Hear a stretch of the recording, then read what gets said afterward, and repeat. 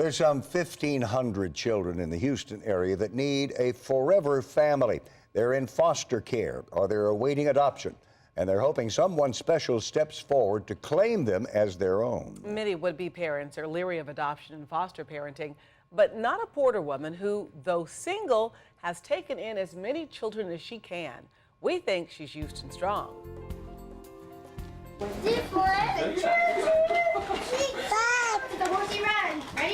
It is undoubtedly noisy at Christy Fisher's home. Often more than one child speaks at a time, and there is the competition for attention that comes in every house where children outnumber adults. In this case, there is Carson, Ember, Jackson, and Bailey. 4 kids that Christy is raising as a single mom. What is that crazy guy doing? Only Carson, her 10-year-old, is her biological child. The other 3 are adopted.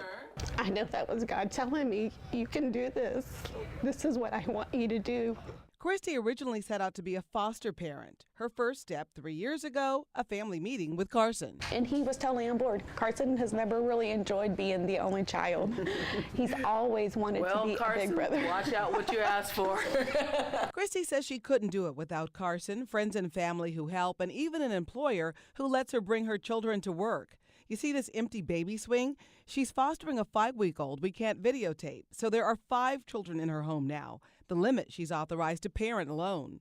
Coming from a large extended family shaped Christy's ideas about what family means. I can't imagine, a 2-year-old or an infant going into a stranger's home because they have no family. I don't understand that. She admits juggling doctor's visits, sports practice, and especially grocery store trips are challenging, but it's her calling. I think she's a super mom. And I thought nobody could ever take on what she's doing. It's very awesome. Awesome indeed, which is why Christy Fisher is Houston strong.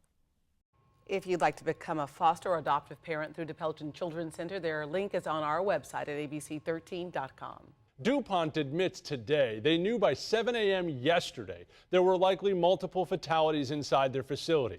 But it took hours more to tell us, and we have more questions. It was 4:13 yesterday morning when DuPont called 911. No shelter in place was ordered. The LaPorte Fire Department tells us air monitoring showed no dangerous release escaping the facility. By 6 a.m., the leak was contained. But something else was happening 40 miles away.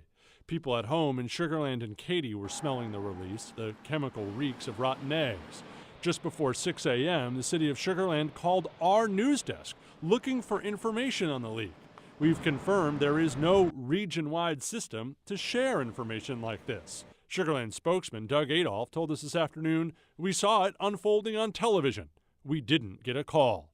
Later that morning at 8:45, DuPont told our crews, "At this time, there are 4 DuPont employees known to have been exposed to the chemical release." At 11:30 a.m., the Harris County medical examiner was told the scene was, quote, ready for them.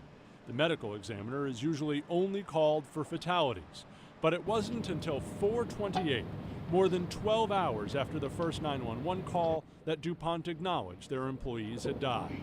Today, we lost 4 of our family members. DuPont says they didn't know their employees were dead for hours and needed time to notify family members.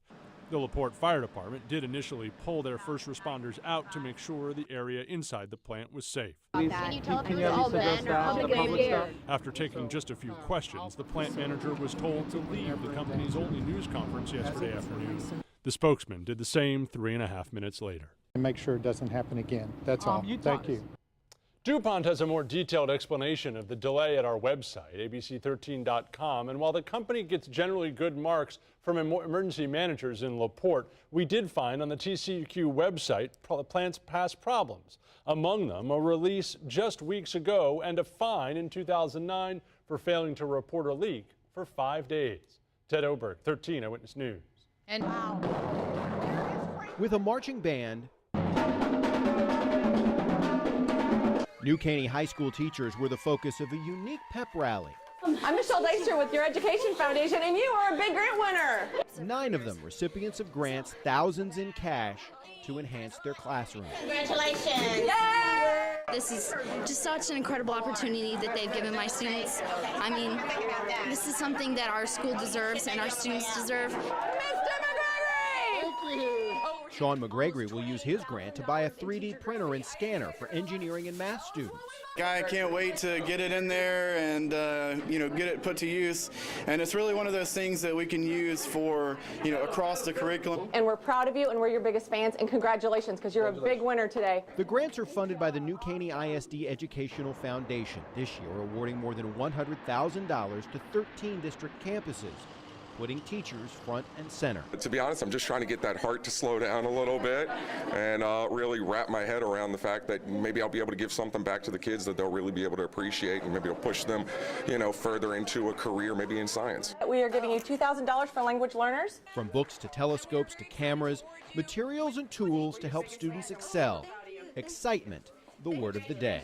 I'm really excited for our kids. They get the best equipment, and they deserve that. I'm so excited to see them put these great ideas into motion and really be able to get kids excited about school and excited about learning, excited about being our future. If someone had told me when we were crossing this bridge, that one day I would be back here introducing the first African-American president, I would have said, you're crazy, you're out of your mind, you don't know what you're talking about. President Barack Obama. Civil rights icon John Lewis introduced President Barack Obama at a ceremony marking the 50th anniversary of the march that sparked the Voting Rights Act. In a moving speech about racial progress in America, the president said the Selma demonstrators gave courage to millions, but added the march was not yet finished. We gather here to honor the courage of ordinary Americans willing to endure billy clubs and the chastening rod, tear gas and the trampling hoof. On Saturday, the Edmund Pettus was more than a span carrying U.S. Route 80 across the Alabama River in Selma, Alabama. It was a bridge between a nation's past, a peaceful march stopped violently 50 years ago, and its first black president walking across a half-century later. The March on Selma was part of a broader campaign that spanned generations. The leaders that day part of a long line of heroes. President Barack Obama addressed thousands at the bridge, gathered for a weekend full of commemorative activities, honoring the sacrifice of those who marched here in search of equal rights. There are places and moments in America where this nation's destiny has been decided. It was not a clash of armies, but a clash of wills. A contest to determine the true meaning of America.